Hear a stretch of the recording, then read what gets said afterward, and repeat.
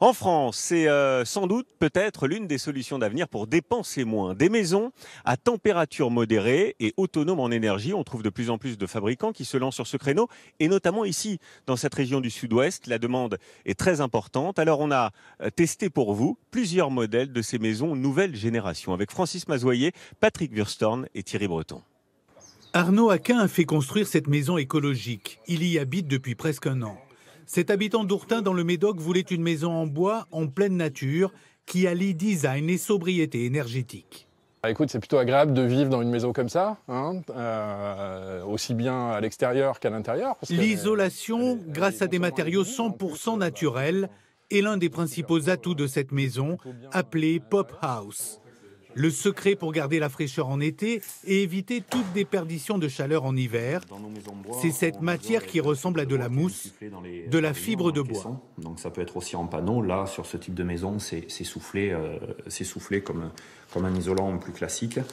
Résultat, une facture d'électricité divisée par 2. En moyenne, j'ai une consommation de 80 € par mois, ce qui est vraiment pas beaucoup pour une surface pareille, de 154 mètres carrés. Coût d'une telle habitation, plus de 2300 € le mètre carré. Les acheteurs sont de plus en plus nombreux, une clientèle relativement aisée. Depuis 5 ans, on a vécu une grosse progression. Notre chiffre d'affaires a été multiplié par 6. On n'a pas une clientèle de purs écologistes, mais par contre, des gens qui veulent faire un effort, qui veulent participer à tout ça. Trop tôt pour constater l'impact des incendies géants et des canicules sur les ventes de maisons écologiques. Mais cet été de tous les dangers a conforté Adrien Ballion, ostéopathe en Gironde, dans son projet faire construire une maison en bois de 85 mètres carrés. Ici, arrivée à l'angle avec le pôle de santé ici, elle va revenir en L pour venir fermer en fait la fin du terrain. Selon lui, cette décision a du sens.